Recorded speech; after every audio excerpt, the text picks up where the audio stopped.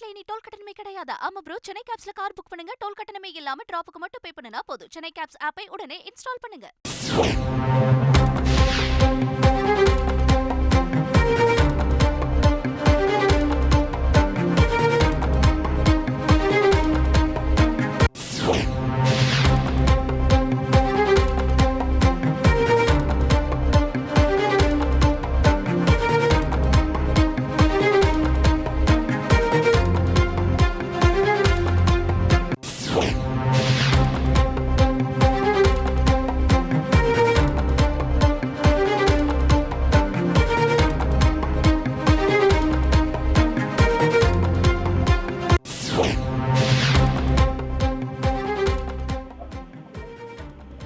சேலம் நாடாளுமன்ற தொகுதியில் 39 வேட்பாளர்கள் வேட்புமனு தாக்கல் செய்திருந்தனர்.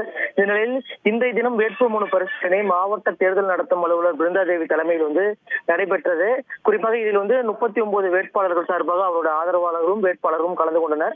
இந்த நிலையில் சேலம் நாடாளுமன்ற தொகுதி திமுக வேட்பாளராக டி.எம். சில்வகணபதி அறிவிக்கப்பட்டிருந்தார். குறிப்பாக கடந்த திங்கட்கிழமை அன்று வேட்புமனு தாக்கல் செய்யப்பட்டிருந்த நிலையில் டி.எம். சில்வகணபதிக்கு 2 இடங்களில் வாக்குரிமை உள்ளதாக தகவல் வெளியானது. இது தொடர்பாக சேலம் திமுக நாடாளுமன்ற வேட்பாளர் செல்வகணபதி சேலம் மேற்கு மற்றும் வடக்கு தொகுதி 2களிலும் வாக்குப்பதிவு இருப்பதன் காரணமாக அதிமுக மற்றும் சுயேட்சை வேட்பாளர்கள் கொடுத்த புகாரின் அடிப்படையில் உரிய விளக்கம் கொடுக்க வேண்டும் என்று கூறி இது தொடர்பான புகாரை அளித்திருந்தனர். இந்த நிலையில் இதனை விசாரித்த மாவட்ட தேர்தல் நடத்தும் அலுவலர் செல்வகணபதியின் மீதான அந்த வேட்புமனு பரிசீலனை நிறுத்தி வைத்து உத்தரவிட்டார். இதை தொடர்ந்து இது தொடர்பாக ஒரு 3 மணி வரை அவகாசம் கொடுக்கப்பட்டது.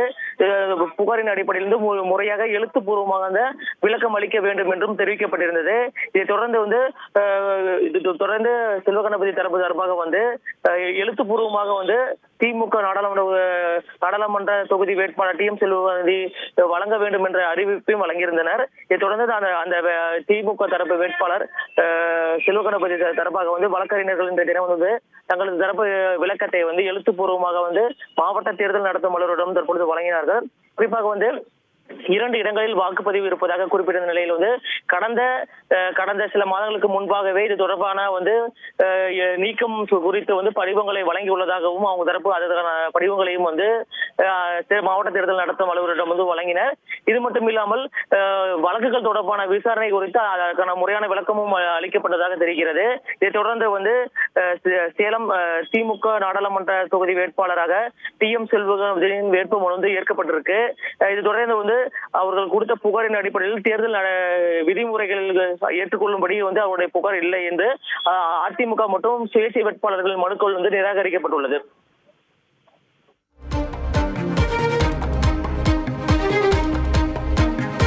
தமிழ்நாட்டுல இனி டோல் கட்டணமே கிடையாது. ஆமா ப்ரோ, சென்னை கேப்ஸ்ல கார் புக் பண்ணுங்க. டோல் கட்டணமே இல்லாம டிராப்புக்கு மட்டும் பே பண்ணுனா போதும். சென்னை கேப்ஸ் ஆப்பை உடனே இன்ஸ்டால் பண்ணுங்க.